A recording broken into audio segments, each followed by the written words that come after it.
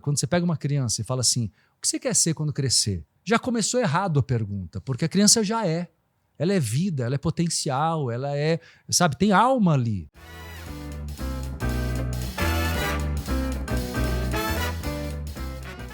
Diz pra gente aí tudo que você faz.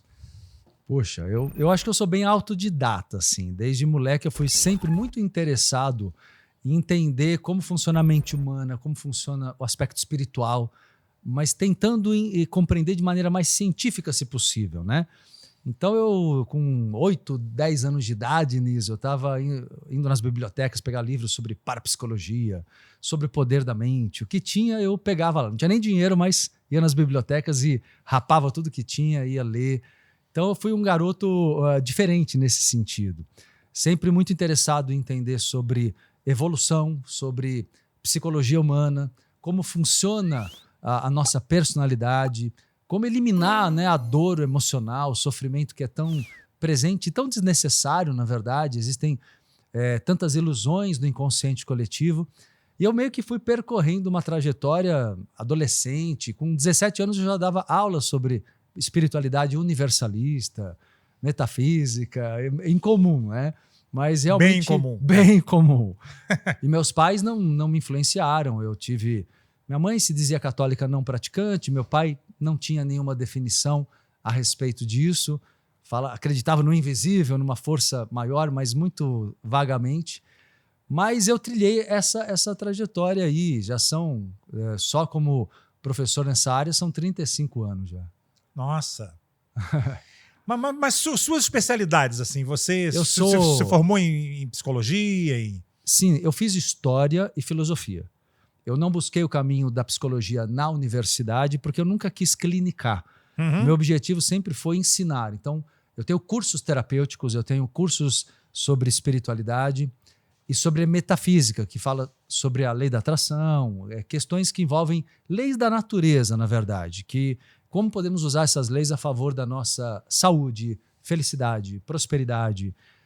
Então, como eu te falei, minha trajetória foi incomum. Hoje ainda é incomum esse perfil multifacetado que você mesmo coloca. Eu tenho, para você ter ideia, eu tenho acho que são mais de 50 cursos, mais de 60 workshops. Então abrange budismo, abrange hinduísmo, abrange psicologia, metafísica, área meditativa, muita coisa realmente eu fui agregando nessa minha trajetória. Tudo que levasse o ser humano a exercer o seu melhor potencial, a ser feliz, né, a prosperar. E uma coisa que é uma marca, acho que muito forte da minha visão, é até engraçado que o pessoal fala assim, Marcelo, você é um espiritualista cético. Porque eu sou o cara que questiona, que eu não gosto de mistificação barata. A gente até conversou muito, eu e o Carlos da outra vez aqui, no podcast dele, exatamente sobre isso. Eu sou o cara que quero coerência nas coisas, né? Então eu me vejo hoje assim, como tem um podcast, o EcoTrincast, né? A gente se adapta, como a gente estava conversando antes aqui do início do teu podcast, que a gente vai se adaptando aos novos tempos. Mas, no final das contas, eu continuo sendo um professor, ensinando, ajudando as pessoas a descobrirem seu próprio valor, o seu valor e o seu potencial. Eu acho que se eu não fosse artista, eu teria migrado para alguma coisa ligada à psicologia. A mente humana realmente é incrível, né? É incrível. É complexo, né? Puxa, é complexo, mas a gente consegue desvendar muita coisa. Eu vejo que a educação, Niso, ela está muito focada. Quando você pega uma criança e fala assim, o que você quer ser quando crescer?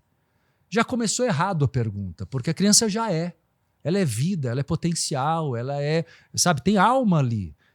Quando você fala o que ela quer ser quando crescer, você está induzindo a uma ideia de que ela vai ter que ter uma profissão para ser uma pessoa de valor.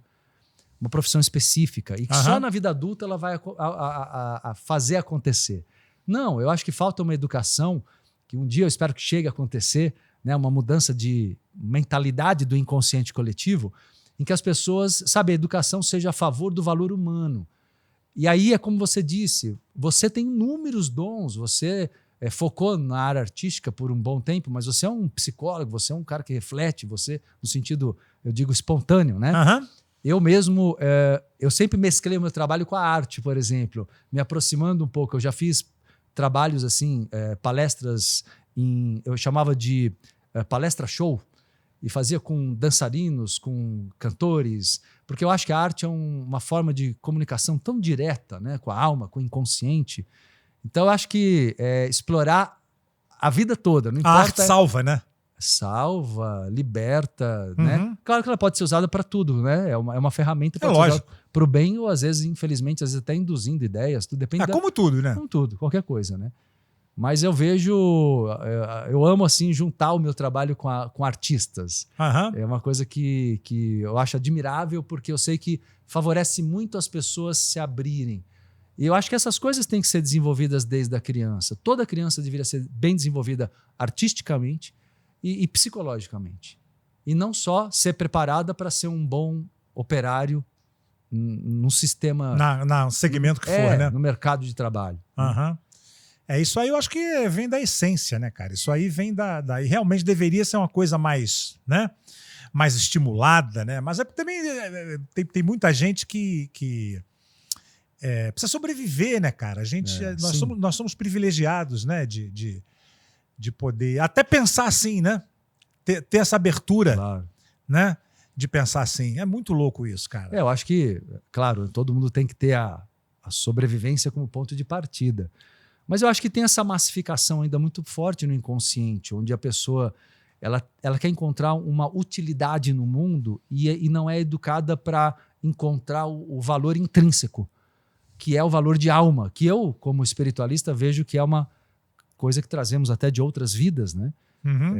É um processo de evolução multimilenar, na verdade, quando a gente olha no ângulo espiritual, né? Sim.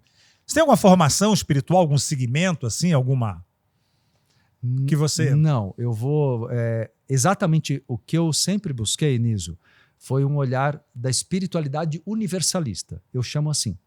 Porque justamente eu percebi muito cedo que as religiões, de um modo geral, elas não são feitas para evolução. A religião ela é feita para controle de conduta moral.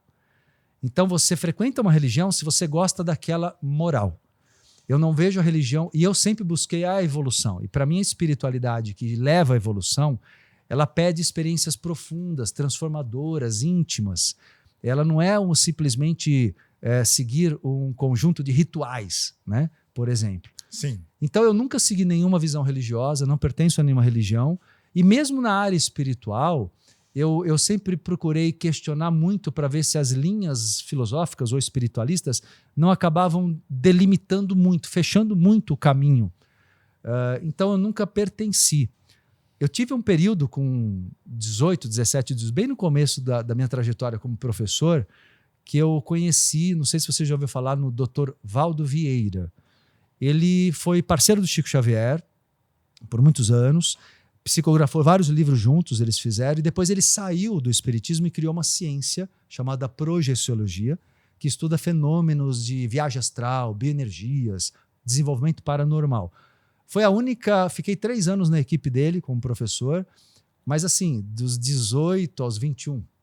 Sim. E aí, de lá para cá, eu criei o meu espaço de maneira independente, porque eu queria focar também no lado psicológico, que lá não era trabalhado. Eu queria focar em outras coisas que eu acreditava serem importantes para a evolução das pessoas, né?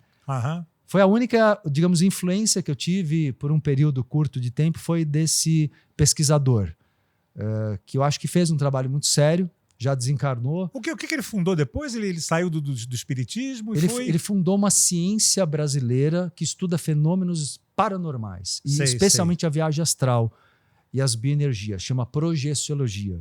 Depois ele criou também a conscienciologia, o estudo da consciência. E na época, né, Niso, me parecia algo mais avançado, algo mais aberto. Mais contemporâneo, mais... E mais desvinculado de obrigações religiosas. Sei. Que é uma coisa que eu sempre questionei. Porque a espiritualidade não tem nada a ver, na verdade, com religião, né? Não tem. Né? Apesar da religião usar esse termo, espiritualidade, a espiritualidade livre e universalista, como eu coloco, ela envolve você desenvolver teus dons paranormais, mediúnicos, que todo mundo é capaz. Todo mundo é capaz de abrir canais e perceber outras dimensões, e sempre com lucidez. Sempre de maneira consciente, sempre de maneira lúcida. Isso eu pego muito. É uma coisa que eu não acho interessante uma espiritualidade desenvolvida tirando a lucidez da pessoa, sabe? Sei. Então eu foco muito nisso.